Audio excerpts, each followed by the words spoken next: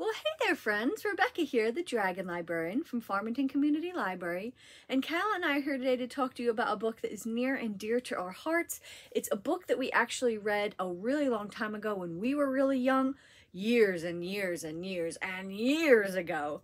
And we just recently reread it because sometimes it's fun to reread books that we loved to see if they still hold up, to see if the magic is still there. And I am very happy to say that this book is absolutely the same as I remember it from when I was a kid. I loved it just as much. The magic felt just as real. It was just as an exciting adventure as I remember it the first time, which was really, really neat. All right, so what book am I talking about? What book did I read when I was younger that I still really, really enjoy?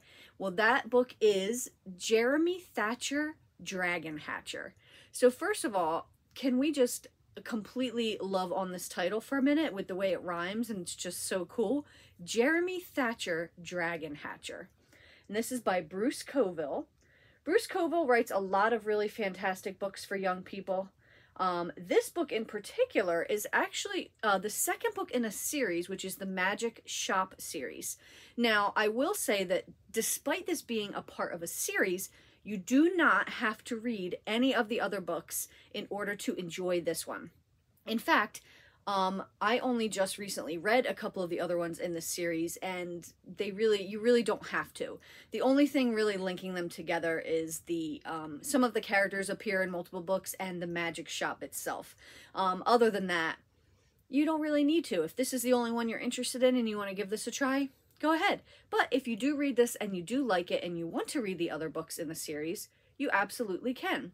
So the other books in the series, like I said, this is book number 2. The first one is called The Monster's Ring. The third one is called Jennifer Murdley's Toad. The fourth one is called The Skull of Truth. And the fifth one is called Juliet Dove, Queen of Love, which is another really cool title like this one. But like I said, not necessary to enjoy this book. So, what is this book about? It's a very thin book. It will not take you very long to read it all. Just a slim little fun adventure. This book is about a boy named Jeremy. Duh, right?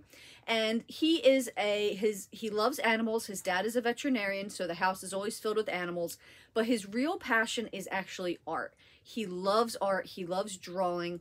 Unfortunately, his art teacher in school picks on him quite a bit, is always really pushing him for more and makes him feel like he's not good enough, really.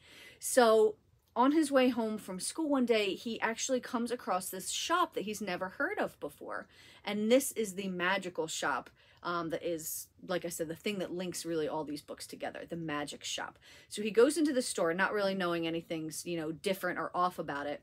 And this mysterious shop owner, Mr. Elives, is in there. And Jeremy ends up leaving with this marble-colored egg. And the shopkeeper doesn't really want to part with it, but once he sees Jeremy and Jeremy touches the egg and the egg reacts, the shopkeeper knows that this was actually meant for Jeremy. So he sells it to him for like a nickel or something, or a dime, something really, really, small amount, and he leaves. Well, soon after that, so the egg comes with a sheet of instructions.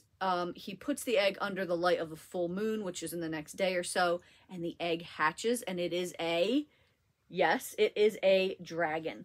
So basically, this book is about Jeremy trying to hide the fact that he has just hatched a dragon in his bedroom, trying to get it the right food that it needs. It grows big very quickly. Trying to keep her hidden from, he ends up naming her Tiamat and ending up keeping her hidden from the rest of the world, right? One of his classmates end up finding out about it, and she helps him with this whole process. Another person who helps him, which is something I didn't appreciate until I was a grown-up reading this book, was the librarian. His librarian, who is very sort of mysterious, gives him this book on caring for dragons, and then you have to wonder, well, why does she have this book, and does she know more than she's letting on? And basically just this book is about him bonding with his dragon, learning how to care for her, and realizing that, even though she's really small and needs him to survive, in a lot of ways, Jeremy really needs her too, because he relies on her for confidence and things like that, and he learns that he is capable of much more than he ever thought possible. So this book is really, really cool. It's all about, you know, gaining confidence and loving the things that you love, like Jeremy and his art. But it's also really just fundamentally about dragons. You know, this is a book that flies under the radar, I think, a lot in terms of people who love to read books about dragons. You know, we all talk about Wings of Fire and, you know, stuff like that that's really popular. But this is another really, really great dragon book. And if you are a kid who, or an adult, that loves dragons and loves the idea of hatching dragons and having your own dragon, you have to read this book. It's so, so good. And like I said, it's very thin, so you can blow through it pretty quickly. The other reason why I wanted to talk about this book today was to get everybody hyped about dragons, because in a couple weeks, we're now in the beginning of August. In a couple weeks, I will be taking my yearly trip to Zanzibar, the magical place where they have all the dragon eggs, and will hopefully be coming home with a brand new dragon myself that I can't wait to show everybody. So let's all talk about dragons. Let's all read about dragons and get excited about dragons. And who doesn't love dragons, right? This is a wonderful book, and I highly, highly recommend it.